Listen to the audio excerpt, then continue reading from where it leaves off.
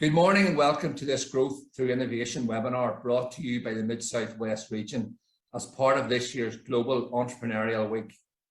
For those of you who may not know, Mid-South West is a collaboration between Armagh City, Banbridge and Craigavon Borough Council, Fermanagh and Omagh District Council and Mid-Ulster District Council. Innovation has become so important to businesses as many adapt to a fast changing world to ensure they remain sustainable and have a competitive edge. Innovation is about creating business value, and this can be achieved through incremental improvements to existing products, the creation of entirely new products or services, or by reducing costs. Innovation plays a critical role in any successful economy, and it is never more apparent than across this region. Today, we are collaborating with the aim of showcasing business leaders from within our region. They will talk us through how innovation has helped them grow their businesses. It is my pleasure to introduce Clodagh Rice to lead the conversation with today's panel, Colin and Stephen and Terry. Listen to what drives them and discover what can be achieved with an innovation mindset, despite the turbulent times and environment that businesses are operating within. One of the initiatives led by the Mid-South West collaboration is a pilot business innovation program, which is aimed at supporting participating businesses from across the region on their innovation journey. Shortly, we will play a video highlighting some of the businesses from the region that have benefited from this pilot program. I hope today's webinar leaves you feeling inspired, boosts your aspirations, and helps to supercharge the economy across the Mid-South West region. Enjoy the webinar and thank you. The Business Innovate programme supports businesses across the Mid-South West region to grow, develop, and bring their innovations to life. Northern Ireland is a small place, but it is massive for opportunities. The programme is providing us with a specialist with 20 years experience. We've developed a product, but for it to really take off, we need that experience so we can get a really viable product. Having his industry experience has helped us to understand what things we could do better and how to maximise profitability and production. I would say that if you're considering the programme, especially this particular one is all about innovation, digitalisation and decarbonisation, and you mightn't think you could apply that to your business, but sometimes you don't know, and that's what the programme is about, but sometimes you need someone to break it down into the basics layman language and you're like, oh yeah, well I could use that there, I can see where that would work now. Business Innovation Programme is key to businesses like ourselves. It allows us to really set aside the time and the resources that we can focus on our continued development. Innovation is complicated, it's hard, it's tricky. So programs like this are fantastic in both identifying what you need to do and also then helping you actually put those measures in place to ultimately enable innovation. What we've done is positively disrupt the supply chain from day one, but there's loads more we can do. So the programme really helped us dig deep into what we could do, what we could offer existing customers, what new customers we could bring on board, and how that will affect the business going forward in terms of revenue and growth, which ultimately would mean grow our team and employment. We want to be able to create sustainable jobs and continued growth for this area. We need new ideas from new people, and innovation is at the heart of that. The advice that I would give to someone who's thinking of enrolling in the Business Innovation Programme is to do it. It is a fantastic way to further your company's goals, be those in terms of environmental, decarbonisation, or whatever innovation your particular company wants to do.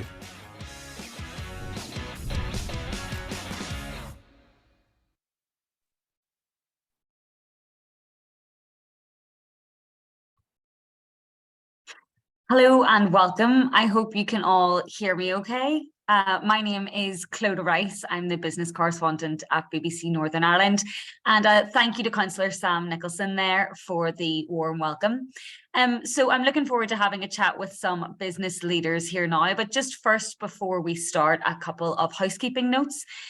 This Zoom is being recorded so that people can watch it. It will be put up on the council's website, but they won't be able to see or hear you, so you don't need to worry about that. But we would still love anyone in the audience to get involved. If you see on your Zoom panel, there should be a question and answer box, and I'll be able to put all of your questions to our business leaders. So we'd love to get them throughout the discussion. So let's kick things off. We're joined by Colin Edgar from CET Cryospas, Terry Mullin from Global Automation, and Stephen Smyth from TCTS Group. Colin, if we start with yourself, I know that you have had quite a journey. Whenever we spoke previously, you had described it, you've managed to innovate your way from initial horse spas to now working with huge names like Man United. Can you talk us through, some of the key parts of your own journey? Yes, we started doing hydrotherapy for horses for treating tendon and ligament injuries. And then we had a lot of footballers, like Gaelic footballers in Ireland, using the horse spas and saying how good it was. So that was back in 2002 that we started that business. So in 2007, we started working on developing a human version, and we developed what we now call our Cryospa, and that is we have that now in over 40 countries. And recently we've supplied Qatar, for the World Cup. We have it there in the training facility, which is open to all the players, as well as the stadiums where they're playing the games. So I think now we have over 40 countries, and our biggest markets currently are China and the Middle East. Pre-COVID, we did a lot in Europe, but Europe hasn't really recovered post-COVID, at least not in our sector. But since then, we've developed a totally new product, which is it's basically cooling the palms of the hands in order to have a strength and conditioning impact. So this is the product that I'll probably focus on more this morning, because it's probably no one will have heard of it. Yeah, we could maybe get a little bit more about that later on. We're just going through a few introductions at this point. Terry, would you mind talking us through what role innovation has played in your journey as well? Oh, I think you might be on mute, Terry. Yeah. How do we call it now? That's okay, we can hear you now. Go ahead. Yeah. Okay, thanks very much, Clodagh. Yeah, so I'm Terry Mullin from Global Automation. So I suppose innovation forms a big part of what we do as our business generally. As automation is almost always involved in some innovative way in terms of like machine design, development, and technologies. The industry itself is always innovating. New technologies and systems are coming online, every year, and the business is really dynamic in that sense. So we get a lot of exposure to both, using the latest innovations, but also seeing other people's innovation journeys. So where they have a concept or they have a design and bringing that to fruition, we often get involved in that sort of part of it. For ourselves, it's obviously been key, and I suppose innovation, there's like so many ways of looking at it, where it's working practices, internal systems within your business, or actually a new product or something that you're developing, so it's a big part of, I suppose, every business now. But I suppose we get an opportunity based on the sector we are to see a lot of it, in other companies as well. Yeah. And Stephen, would you do the same? Could you just introduce yourself for us and talk about how innovation has helped you up until this point? Yes, absolutely. Good morning. My name is Stephen Smyth from TCTS Group, and we have currently about to launch our new global software called Compliance Pal software. So our business, we specialize in transport compliance with transport logistics, warehousing, manufacturing companies. We provide support packages from health and safety to operators license, tachographs, and training. So we have 6 divisions within our company to present. Now, within that industry, although it is the backbone of everything, no matter what anybody thinks, I think COVID really highlighted the importance of transport and logistics. It's a very fast moving pace, but we're still well in the dark ages of technology. So coming forward from that, we've seen such I'm not even going to say a gap in the market. We actually approached so many people regarding innovation to try and get them involved. So we did resell a number of products over maybe 6 to 10 years, and them companies would not go outside the box. You know, they seem to be just stuck in the rut all the time. So it got to the stage where we had to then just bite the bullet and go into software ourselves, a field that I knew nothing about, a field that I didn't want to be involved in really. And we just end up having to go down that route, employ our own software developers, and then get involved with external providers to try and bridge that gap of innovation and technology, which, believe it or not, in the transport sector, logistic and warehousing sectors, it's very limited. It is very limited. Yeah. Well, just to pick up on one point you said there about kind of noticing a gap in the market. Colin, I know that is something that you had talked about in terms of palm cooling, and I know you had quite an interesting journey in terms of how you came up with that idea on a flight. Could you talk us more about that? Well, it started whenever I was on a design thinking course at Stanford University. It was just like a one-day course. And when I was this professor who had done a lot of research on dress for the US military, and they developed this palm cooling glove, basically commonly called the Stanford glove. And he said they'd had some issues with manufacturing at that point, which indicated there's maybe an opportunity there. And then a few months later, I was in Stockholm at Hammarby Football Club installing some of our Cryospas ice baths. And coincidentally, the head sports scientist mentioned that they had a Stanford glove, and I asked them, well, how do you find it? And he said, well, they liked it in principle, but it was too slow. And he asked me if we could look at developing something that was faster acting. And so then I flew from Stockholm to Munich, and it was on that flight that I designed what became our Core TX palm cooling product. So then COVID struck, so it was difficult to go and meet with the customer, which is essential. And I'm sure everybody will agree that talking to the customers and getting feedback is crucial during the innovation process. So that was more difficult because of COVID. And then we launched the website sort of for this time last year. And we got a couple of inquiries, one from a doctor at Harvard University who was the gymnastics and wrestling coach. And because of our background in low temperature hydrotherapy, we were using convection to cool the palm, i.e. we're getting the palm wet. Because the athletes were talking their palms and they were taping their fingers, they needed to keep their hands dry. So that meant that we had to rethink the product. At this time, we had all from the head osteopath at Ineos Grenadiers. They were previously called Team Sky, the professional cycling team that have won the Tour de France, I think, 7 times now in the last 11 years. And the head osteopath happens to be Irish, and he contacted us about a separate issue. They were interested in palm cooling, basically to manage heat stress. They were at the Vuelta in Spain, and it was 40 degrees.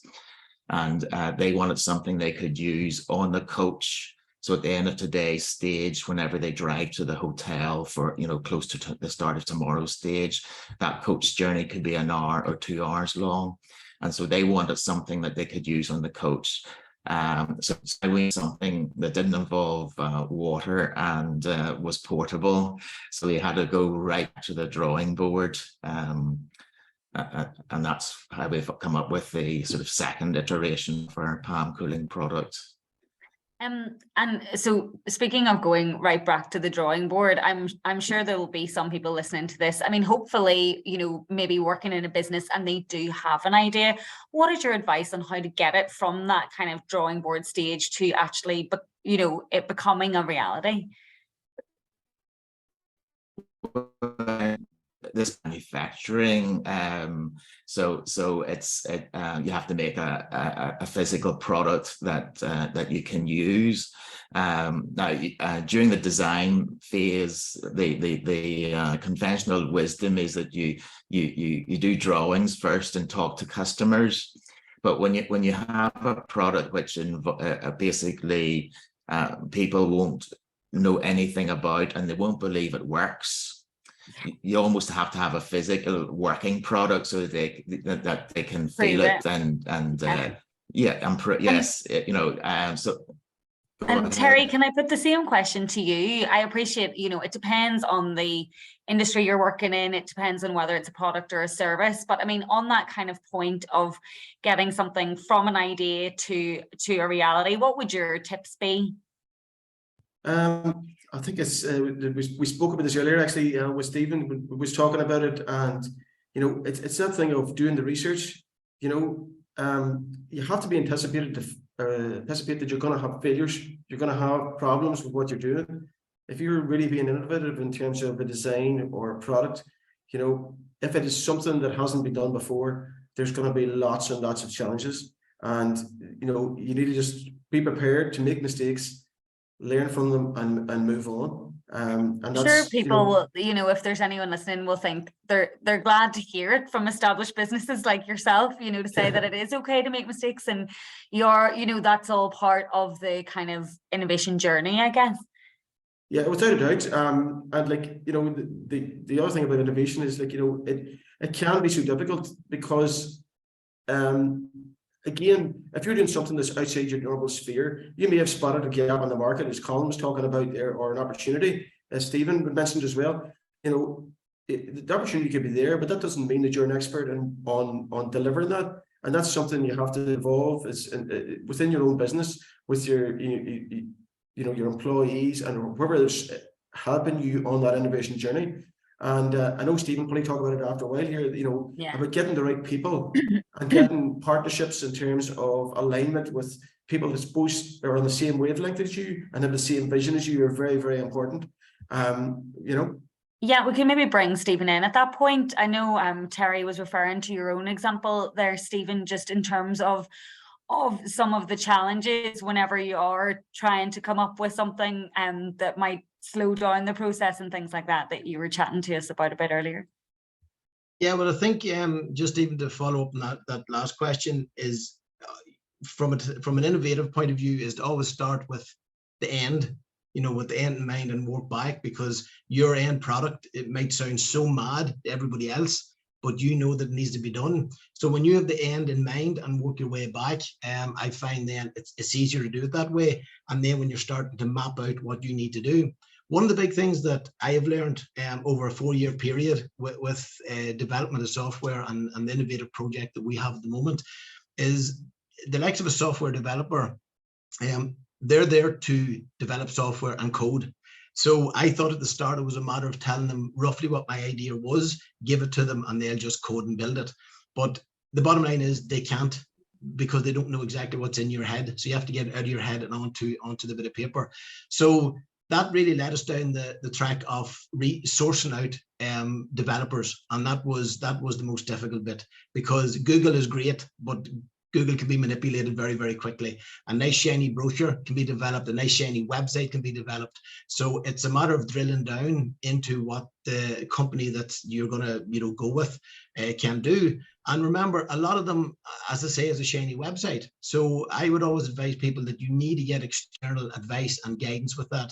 And do not be afraid to ask anybody. You know, if the likes of Terry and Colin there, if you know them in any way at all, do not be afraid to lift the phone and ask them for an hour of their time, the same as yourselves. And take that hour, because these guys aren't going to give you a sales pitch, because we're not selling, building, you know, development for you. But we can give a lot of advice of the failures that we've had along the way. And the failures are massive, you know, don't get me wrong.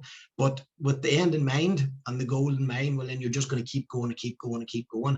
And when you finish a project and look back, you think to yourself, what the hell made me keep working at that? Because there are so many failures. Yeah, and I suppose, is that part of the challenge as well? If you are so committed to an idea or a particular version of an idea, you know, maybe your first version or your third version, you know, is it about having the kind of experience or wisdom to kind of think, I've got to cut my losses here, or something has got to change in order to make this work? Yeah, I think you know, we're all customer driven, and I think that's the big thing. We're all, you know, we have customers to satisfy. Our customers have needs, and when you don't see a product out there, it gets to a stage where it just has to happen, and somebody's going to have to do it. So I think really what keeps you driven is the fact that it's still needed. Now, when it gets to a stage where it's not needed, or somebody else maybe gets a step ahead of you, if you don't have the passion and interest in what you're doing, forget about it. Let somebody else pick it up. You know, sell your idea to an investor, do whatever you want, but without that passion and drive behind it, you're not going to build a very good product. You know, the developer can code, but they don't have the background or experience of what you can bring to that particular product. Yeah, and I should just remind everybody at this point, you know, as Stephen was very generously offering his own time, we can take questions now from the panelists, and they are anonymous. If there's anything that you would like to ask, or anything that might be specific to your own sector, please do keep those questions coming through. Terry, I wanted to bring you in because I could see you nodding away there at Stephen's point. Have you had some experience of kind of thinking, like, you know, yeah, it's not an easy decision to make, but we're going to have to maybe, you know, let go of an idea? Yeah, surely. I think one of the key points out of what Stephen was saying there, which really resonated to me, was about this thing of having a design and then getting the implementation of that. And that's something, again, that we have learned, is that, you know, there's probably two different elements to that. The design has to be your design of what you want. And Stephen's very right in saying that, you know, you have to get your vision or your idea of what the design is across to who's helping you with that, or actually implementing the design. But there's also another phase of that, and that could be like a product. It could be the manufacturer of that product, or it could be the design or development or the coding of software or some system like that there. But very often those are two very separate things, and sometimes it can be like a trap that we fall into, in terms of we go to someone and they may be an expert in software development or that, but it's not about the design of the system as such. So I think actually it's one of the things that I found from a recent program we're doing here through Middlester, where we got help from, we're developing an internal system to help with our work management. And the first stage of it was all about defining the actual work management system itself. And then we decided how we were going to implement that. So there's two different roles in that, and it's actually really relevant as well for product design, because in terms of manufacture, you can have a great manufacturing company, but they may not have the design element, and you can have a great design company, and they may not have the actual the manufacturing capabilities or the means of actually realizing that as a product, which is, again, you know, like a big, going to have a big impact on your innovation, if that's what you're driving towards, you know. And that's an awful where a lot of the frustration and sort of, you know, where we're getting held up and things aren't making progress. Maybe it's at the design stage, because that's it's not as you perceived it, or the design is fine, and it's maybe how the end product has looked or finished up, you know, whatever that is. Yeah. Well, I wanted to also ask all of you about what role you think sales and marketing can play. I know, Colin, you had mentioned, because your product is something that people didn't know about, you know, is that a challenge when it comes to kind of marketing something? You need to be very explicit in terms of trying to you know, raise awareness of the technology, but also you're still trying to sell it at the end of the day. Yeah, well, we've been pioneering on all our products, but I just would like to pick up on a couple of points made earlier, because one of the mistakes we make is to try to satisfy every possible eventuality at the beginning. And what you really do is what's called the minimum viable product. So you do the simplest product that you can present to potential customers and get feedback. Because the end goal might change en route, as ours has, and almost inevitably there's changes once you start to get that customer feedback. So doing it's better 90% done than 100% not done. So just getting enough in order to be able to get feedback is really, really crucial. Now, I've forgotten your question about sales and marketing. Oh, yeah, it was just in terms of, I they, appreciate if you're working in different sectors, or different functions will have different levels of importance, but I just what struck me was the fact that you had said part of the challenge of going out to sell it is whenever people don't know what it does, or they might not believe that it works, that is that part of the challenge, trying to prove it? Well, yeah, there's two elements. One is actually focusing on a particular market. So our PAM cooling could be elite sport, it could be health clubs, it could be military, it could be firefighting. There's lots of different potential markets, and actually focus, choosing one to focus on, and failing fast. If that's the wrong sector, let's find out fast. Yeah, and not so waste. You don't waste too much time and resources on it. Correct. So getting as much feedback as possible. It's been difficult with COVID whenever it's a physical product that people need to feel. Just talking about it in theory isn't as good as getting it in front of someone so they can see the benefits. Yeah, see it. Well, it's funny that you mentioned COVID was a challenge there, because I think it was Stephen had suggested that actually the pandemic brought up a lot of opportunities. Is that right? That was what you had said earlier. How did the pandemic impact your own journey? Yeah, absolutely. So we cover so many areas, and as Colin said there, you have to focus on one, and it's very easy for we deal with enforcement and blue light and health and safety and all these different sectors, and you have to focus on the one particular area of it. And that really went back to transport and logistics, because transport and logistics and warehousing, you can't sit at home on a computer and load trucks. So with the technology coming in, and trying to drive that forward, a lot of companies realize very quickly that they now need to digitalize all their systems, their paperwork, their information. And by digitalize, I don't mean put it in a shared folder for the company to see. I mean digitalization, so that it's increasing productivity and decreasing downtime.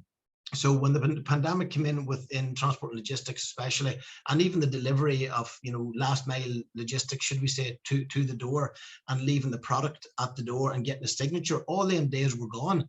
And to be honest, they're probably gone now.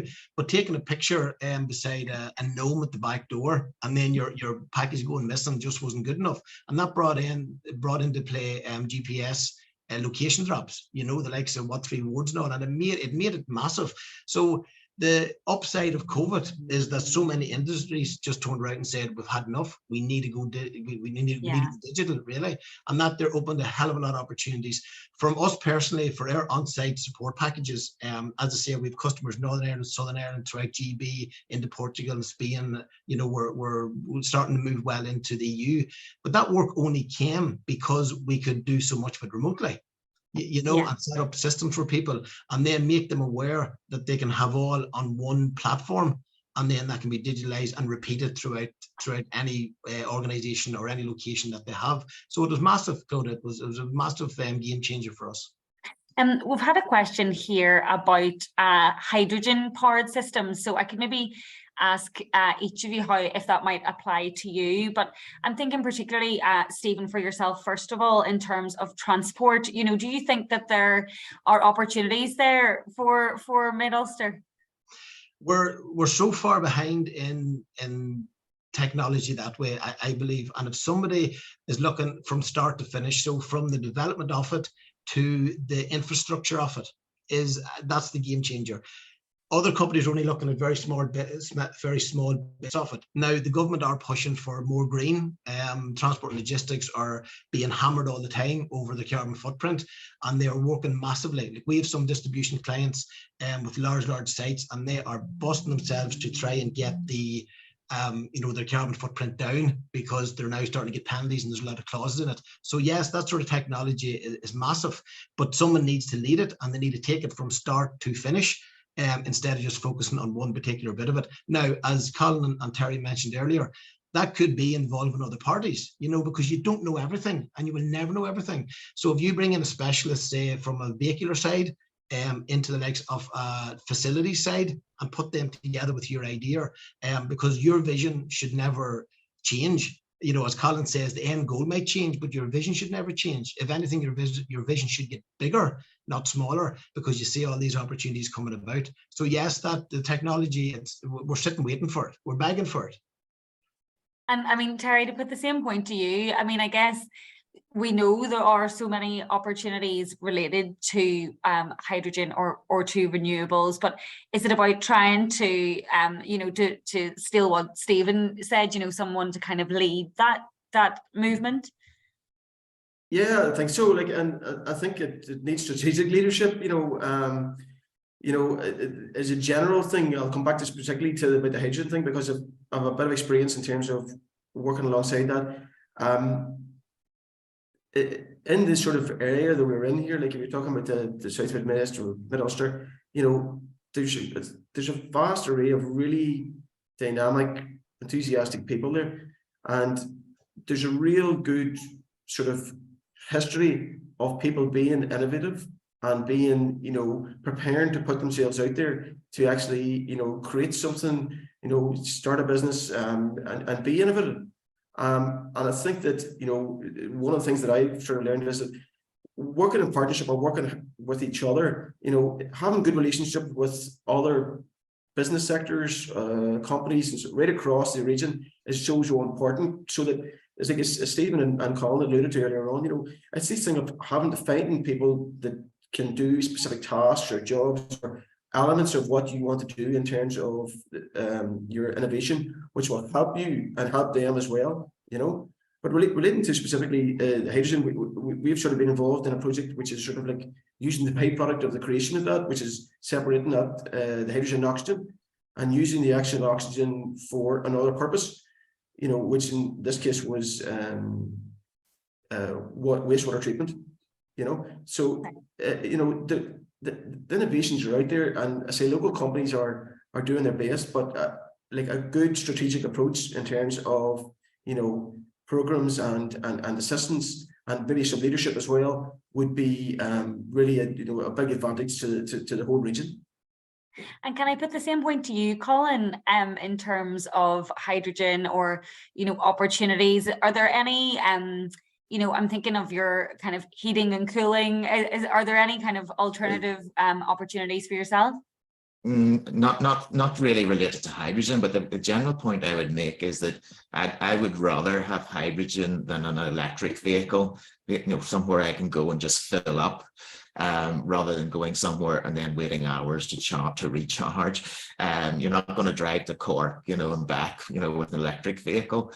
So I think that, but hydrogen requires a government decision, you know, and it really is not for an individual company. But I think ultimately, I believe hydrogen will become the, you know, more the default energy source than electric, than sort of EVs. But I have no knowledge or experience of it, but just from a user point of view, I like the idea of just driving. That would be your preference. Yeah. I think Clodagh, sorry, with hydrogen, with, you know, vehicles themselves, we have a lot of large clients here in GB that's operating them. They sit in the corner of the yard, to be honest. You know, they sit there to take a box for their government expectations, and they only sit there for the simple reason is that when we get the summertime, you know, there's a lot of them that's breaking down because the external sensors don't match the internal sensors, and they've more breakdown. They're off the road more than they're on the road, and it's amazing to see some large companies sitting maybe 6 to 10 trucks in the corner, brand new vehicles maybe, whether they're hired or owned, and they're sitting there just to tick a box. So Colin's right as well. You know, it's how far do people want to go with that? The idea is absolutely brilliant, but who's looking at the bigger picture of it? Where are these trials? Where are these tests? You know, a test on a test track in Germany is completely irrelevant to coming here to Northern Ireland.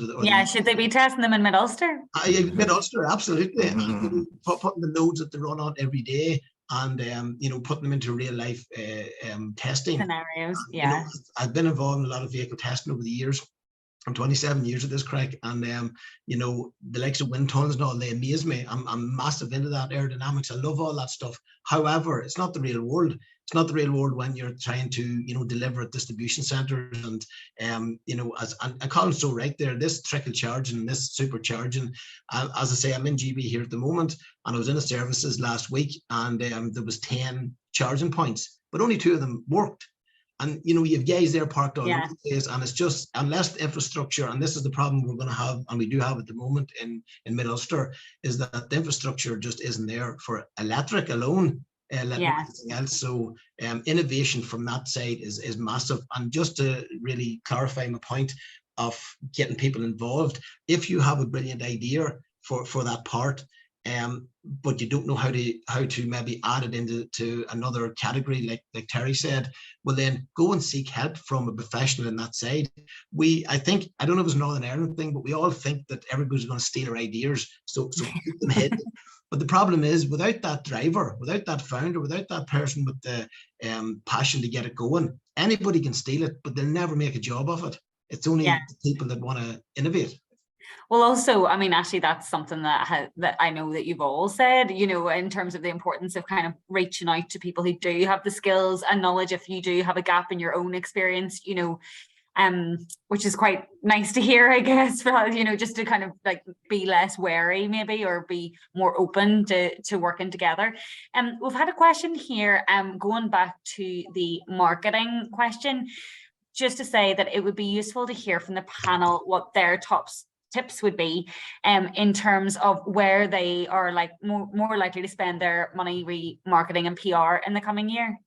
I don't know if any or all of you would like to answer that one. We just took on for the first time ever, really, a top London PR company for our new product launch. And it was a decision because of the you know, you're committing to a monthly expense without knowing any return. But the connections that they have, they specialize in only health and fitness products, so they're not a general PR company. But the connections that they have are fabulous, and it's introducing us to people because they're representing potential clients of ours, and like David Lloyd Leisure, for example. And so it was, we found that by actually committing to that, we got a lot of connections that if we'd gone for a PR company, I'm not criticizing local PR companies, but because of the connections that they had, and also because the journalists, you know, the national newspapers and so forth, maybe are based, you know, the top journalists maybe are London based. So we need somewhere where we can do demonstrations and everything. So it will vary from you know, industry to industry and what your target market is. But for us, if we're targeting health clubs, of course, there's a lot more in GB than there is in Ireland. So it just made sense for us to commit to that. So we only started the 1st of October. So you maybe ask me that question, you know, in a couple of months' time. We'll I'll tell you you 6 months or 12 months how it's going. Yeah. Terry, what about yourself? Well, I suppose in terms of marketing, it wouldn't be a shamed example of how best to do it. The sort of sector or the industry we have is pretty much based on demand, and where we sort of position ourselves is we like to be at the sort of the cutting edge of technologies is what we're looking for. But that sector changes, and so while it could be in sort of machine building this year, could be the growth area. We would try to target that. Where it's in sort of like utilities, we would try to target that as well. You know what I mean? So it does change. I suppose in marketing, again, where we're looking at where we've made sort of mistakes and things we need to improve on is to get a clear vision of what, you know, where you're going with it. And I mean that means in terms of your business as well, because I know it's slightly different maybe for the likes of Colin here, who's got a product and he's looking for opportunities to sell it. Well, if we move into a sector, we have to provide the services associated with that. So that means having the workforce and the skills and the technologies in-house to provide the backup and the support to do that. So it's a bigger sort of a long-term sort of, how would you call it, process. Yeah. But again, it sort of moves on to maybe something you're going to talk about later on, maybe sort of is about, you know, having the right people, you know, in your business to adapt to that, and before to take up, you know, take on any growth that you have, you know, based on that. So the marketing is only part of your overall process in terms of your growth or your anticipated growth over the coming years, you know. Yeah. And Stephen, what about yourself? Well, I was about to jump into Colin there and say, no, Colin, don't be going down that route. But I suppose it depends on, you know, it might be a different fit for a different. No, well, he hit the nail on the head then that he has teamed up with somebody in GB, because we're struggling here in Northern Ireland to have marketing and PR companies that can deliver. Now, I can only speak from my experiences, but a lot of our clients, I sit on their boards and I go through their marketing strategies with them, and you deal with these guys that, and Colin's so right, it's another cost to the business.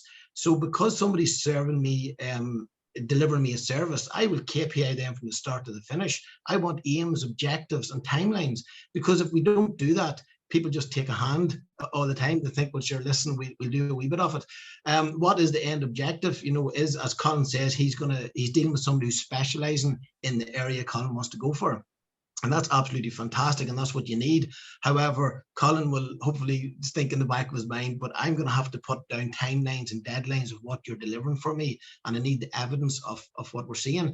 So from a marketing point, I think we'll have to all jump on board the social media train, because that's just where it is now. And it's the silly things like TikTok that's more revenue from marketing than it is with anything else. Now, for example, in our own YouTube channel, which is TCTS Group TV, like and subscribe.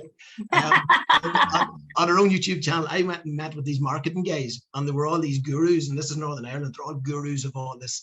And we have more followers than them. We're putting out more content to them on LinkedIn, Facebook, Instagram, all that. And you have to sit down and say to yourself, how can you be a guru in this field and we have more followers and subscribers than you?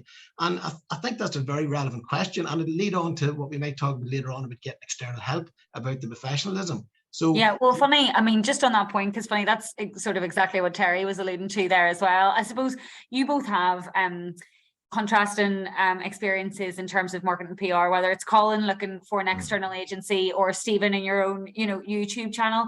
I mean, on that point of, you know, either making sure you have the right skills, the right staff to do it internally, is it then a challenge? As I know, Stephen, you know, you haven't had the most positive experiences when you then do bring in an external force and they don't have the experience you've been hoping for. Unfortunately, yes. If we had 6 hours of a webinar, I could explain. Absolutely, and I fell into the trap of presuming that these guys knew what they were doing. Now, they're meant to come in as a professional, and you shouldn't need to question them. And you can't question on their technical ability, because that's where their skill set lies. However, you can question them on the aims and objectives of what they're going to produce for you. Yeah. But you need to put in deadlines. You need to put in a timeline. You know, we're going back to the old Gantt chart sort of thing. What are you going to have done by next Friday? And when next Friday comes, you must report to me. And I find that when we're in the process, we're all very so grateful of any help. Okay, but you have to remember you're paying for this help, so therefore they work for you, and you want it to be the right help. Absolutely, yes. Yeah. And they work for you, and you know, it's a matter of you seeing the clear difference.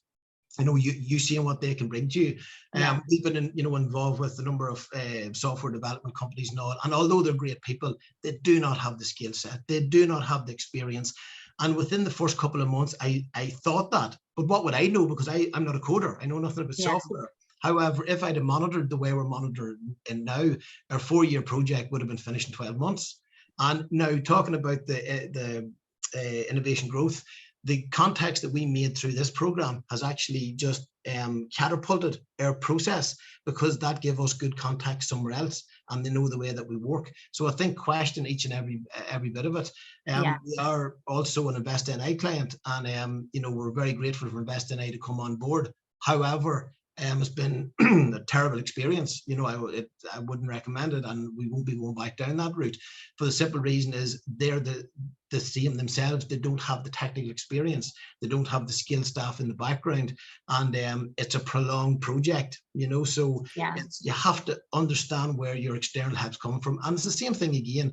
The country's full of external providers. So why not more or less tender them? Why not bring them in? If somebody comes, don't be afraid to maybe speak out if you aren't happy with how things are going, and look for additional help. Terry, does that tie into your point that you were hoping to make about, you know, the importance of finding the right staff? I suppose that's whether it's someone you're hiring or someone that you are dealing with, you know, for a particular project. Yeah, definitely. I think that having the right staff, you know, is really, you know, it's so important, and it's getting so much harder to do, particularly where we are and where we're based, and like, you know, it's how to attract those people and how to provide them with a role that is, you know, aligns with what their vision is of their career. You know what I mean? That's it's really hard to do. You know, as business, you know, managers, directors, whatever we are, you know, our focus is on growing the business and obviously the bottom line, and trying to, you know, grow what we have into, you know, as we evolve. But, you know, we can't do that without really good people. And, you know, the COVID thing has really highlighted how important I think staff are to everybody. And, you know, again, I would point back to sort of the Mid-Ulster thing. You know, there's a wealth of talent there, but a lot of it is moving towards the city, for example. And I would like to see us, you know, focusing on keeping that workforce, you know, in the area, and providing, you know, like innovation hubs, you know, technology hubs, all these sort of things that we can all sort of use, and, you know, will attract more people inwards rather than losing or sort of our workforce, you know, to cities, to Dublin, to Belfast, this sort of thing, you know. You know. I know we don't have a massive amount of time left, but I want to bring in Colin at this point, because I know you've done something a bit unusual to keep your own staff happy by cutting down to a 4-day week. How's that been going? Really well. Yes, everybody loves it. We went to sort of 4 slightly longer days, and obviously a 3-day weekend is very attractive. We only started the 1st of October, but our October production was on a par with previous months. So the actual production level did not drop, which is really in theory, that's what should happen, but we've actually experienced that happening. But yes, the idea is that your staff turnover drops substantially, because someone working a 4-day week doesn't want to go to a 5-day week. But there's a lot of research in different countries that have sort of proven that productivity does not drop off because you change to a 4-day week. But I just want to make one point about going back to what was said earlier in terms of support. Especially if you're in the high tech or software product, Catalyst is a fantastic organization, and they're part funded by InvestNI. And when, you know, I've been to Stanford and MIT and different places in the US on Catalyst projects, then there's a huge amount of support there. Plus, especially if you're in software, there's a lot of other companies that you can connect with, and you start to like really learn from them. But also recently, I mean, there's so much support in Northern Ireland now. Like, you know, we're getting money from everywhere for stuff that we never previously could get money for. Like, you know, we're getting money for IP, you know, for patents and so forth from InvestNI. There's a lot of innovative funds, you know, in our case, it's Armagh Banbridge Council, but I'm sure it's the same right across the region. But there's a lot of funding if you have some innovative products. And so I'm talking to, you know, Intertrade Ireland, InvestNI, Catalyst. There's a lot of resources out there Correct. to help. I've been asked one that I'm going to put to all three of you, although I'm not sure if this will be one, as Stephen had joked, we might need another 6 hours for this. And I appreciate that we're running out of time. But this one just says, do you find political representatives a help or hindrance when you're trying to grow and recruit staff? Stephen, would you have anything to say on that one? I would say absolutely not, keep them away as far as I can. And I'll tell you, for the only reason why is because we're still Northern Ireland, and unfortunately Northern Ireland still have the whole issues with Northern Ireland. So I find it, especially with GB and Southern Ireland customers, that they still trace them back to whatever party they're from. That leads into another conversation, So my generation has been the generation which has put us, just stopped it, put a line through it and says, listen, we need to move on here. So to be fair, I've dealt with a lot of them. I am a member of the Leaders' Council of Northern Ireland and Great Britain, and it all depends on their background. If they have nothing to bring to the table, well, then step aside, because it's an absolute hindrance. And then there's other guys there, if they have a big background in a certain industry or a certain sector, and they're bringing contacts from their personal connections that they've made, well, then absolutely bring them on. But then you're not looking at them as a politician, you're looking at them as a professional in their field. So I suppose it might be the same point that you were making, about any kind of, contractors or partnerships. You have to, make sure that they're adding value. Yeah, absolutely. That's the word, adding value. But I do find, and again, it's only my opinion, because I've seen it so much, is because we are Northern Ireland, we still have this thing hanging over us, and the more we can detach away. I was with a client in England a couple of months ago, and just even the abuse we take about Stormont, and I would get getting paid that they're actually, people's watching us, the world are watching us, so you don't really want to get your business and reputation involved in that, in my opinion. Terry, what about yourself? Yeah, well, I suppose I have a very neutral view in terms of politicians in general, but in terms of the business approach, I think the strategic view, should be held by councils and across the whole region, but it's very, very difficult to do that when you're in the business of winning votes. I think that until we sort of have a functioning sort of system here in the north, I think it's going to be very difficult to make real strategic decisions, because there's always seen perhaps as a sort of a lean towards one side or one community or the other, whatever you would really describe it.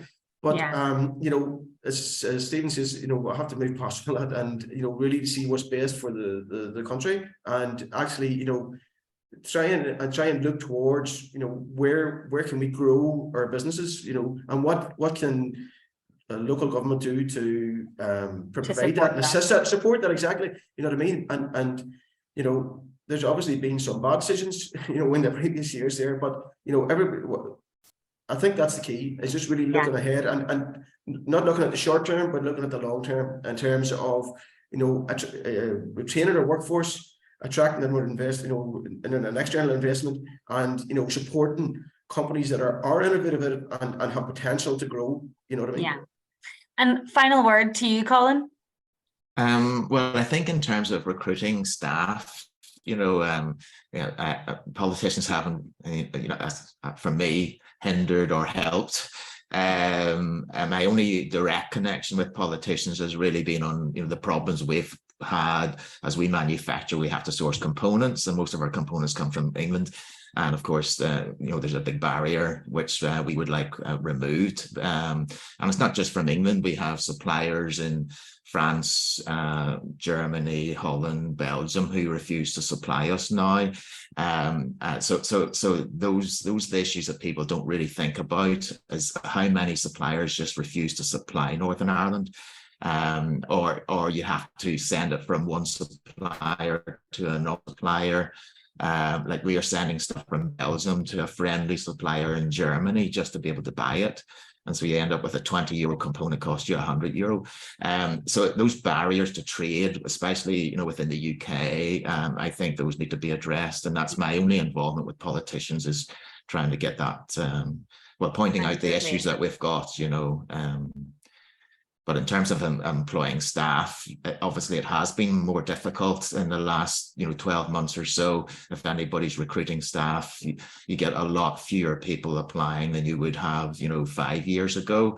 Yeah. So now the upcoming recession might change that slightly, and make it easier to recruit staff. But I say it has been difficult. Even creating 1 or 2 staff, you maybe get 1 or 2 applications where previously you would have 80 or 100.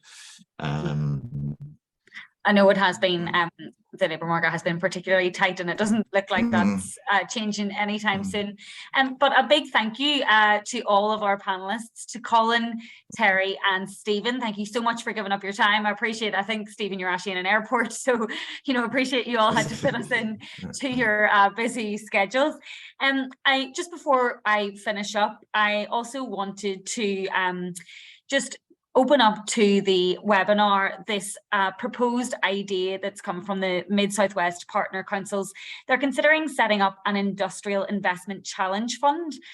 And they would love to get some external engagement on that idea. They think that's really important in terms of moving it forward. So they will be probably following up with an email to try and get some of your thoughts just on that proposed idea. And they will also be sending around a very short feedback form just to try and hear your feedback about today's session to help try and design future programs. But thank you all so much for giving up your time to be part of today's event, and thank you too for those questions coming through from those watching.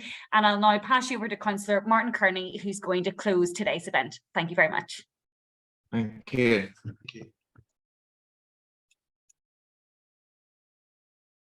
Thank you to Colin, Stephen and Terry for sharing your inspiring business journeys, and to Clodagh for facilitating such an interesting workshop this morning.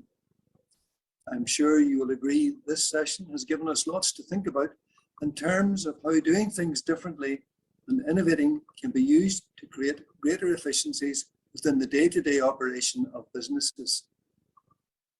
Our panel have been insightful and have shared what drives them to innovate, ensuring that their businesses continue to stay ahead of the competition. So I hope this session has encouraged you to think about starting or continuing your own innovation journey, and how you too can grow and help to play a part in building on the Mid-South West reputation for innovation and enterprise. Thank you all very much.